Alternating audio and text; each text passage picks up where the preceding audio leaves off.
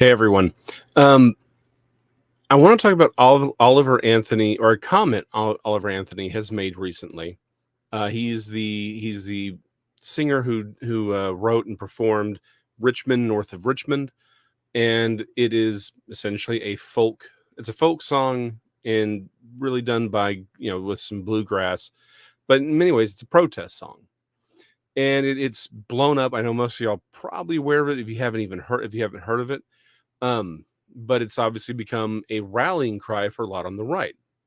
Well, Mr. Anthony, well, it's actually not his real name, but we'll use his stage name here. Said, "I don't support either side politically, not the left, not the right. I'm about supporting people and restoring local communities. Now, go breathe some fresh air and relax, please. I'm not worth obsessing over. I promise. Go spend time with your loved ones." He's gone on to talk about to say this several times that essentially he's not a part of any. This is not a political song. And the right has wrapped themselves in it. The left has gone after him as being someone on the right. There's a great video by John Cooper of Skillet. He does a podcast. I've got a link to it where he talks about this. Like, he's a musician, and he talks about this and why specifically leftist Christians have attacked him, right? And it's a great video, very much worth the watch. But I want to go one step higher on all of this, right? What I think Oliver Anthony doesn't get, and a lot of people don't understand, is the left-right paradigm is gone. It's not what it is anymore. What he thinks it means, and a lot of people haven't caught up to this. This is not him. I'm not coming down on him for this. It's simply because a lot of people don't see this yet. If you're not in the space, you haven't seen it.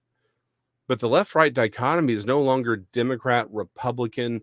How do you feel about taxes? How do you feel about welfare? What do you feel about national security? That's not what this argument's about anymore.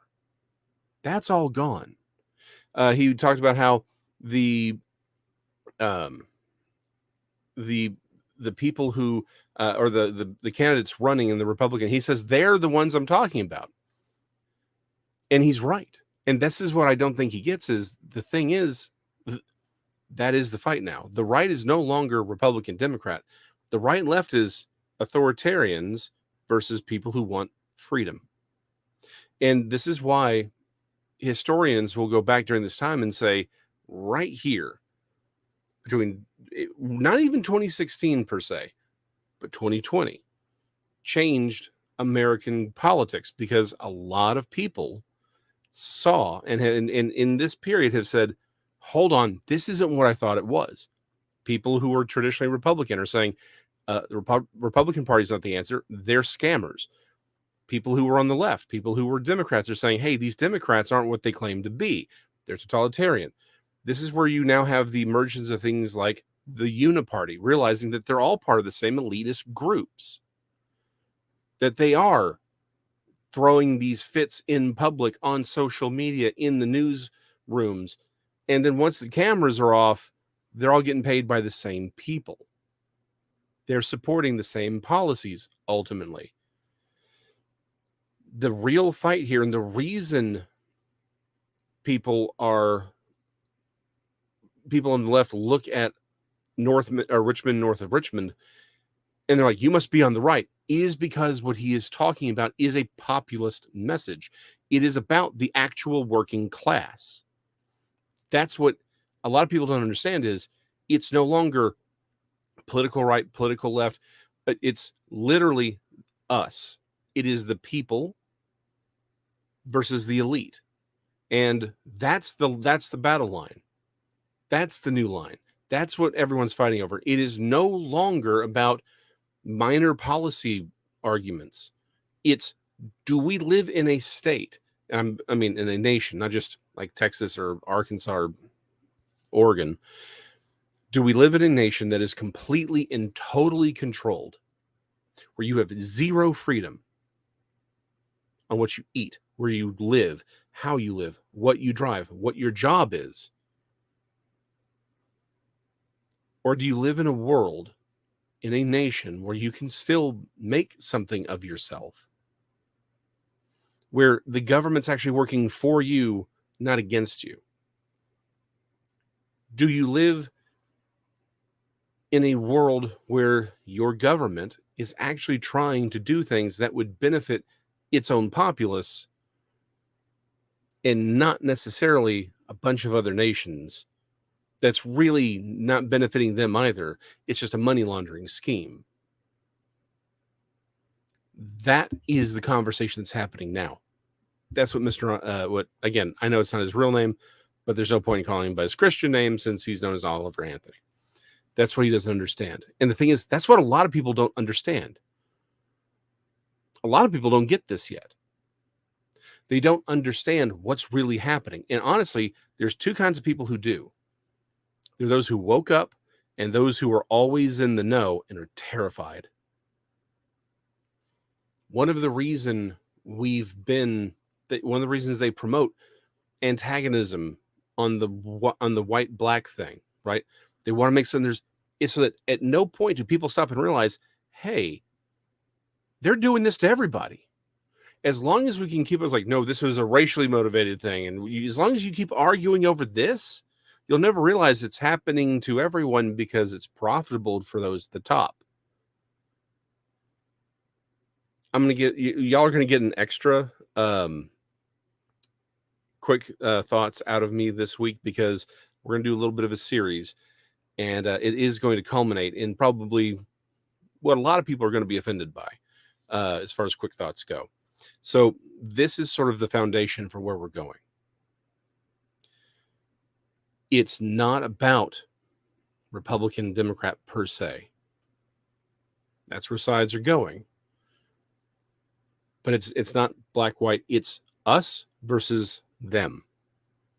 The them I have talked about for quite a bit of time. The people who make the laws and make money off of our suffering, off of our taxes, money laundering it around the world.